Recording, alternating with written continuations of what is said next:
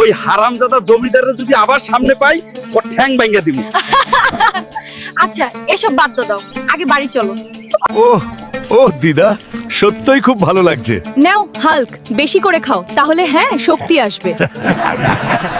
জরিনা, জরিনা, চলো আজকে আমরা সমুদ্রের উপরে ঘুরতে যাব। সত্যি নাকি? ঠিক আছে গো, চলো আজকেই যাইবো।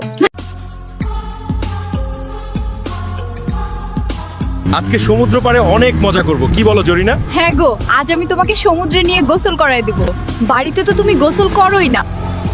জরিনা, আমি একটু এখানে আরাম করি, তুমি চাইলে অল্প ঘুরে আসো। ঠিক আছে, আমি সামনের দিকটা একটু ঘুরে আসি। হাল্ক, বাঁচাও আমাকে।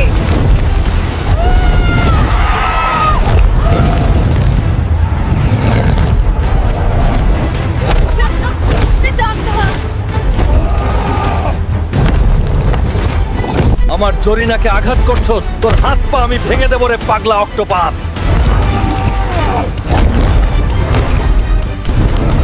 জরিনা, চলো এটাকে বাড়ি নিয়ে যাব।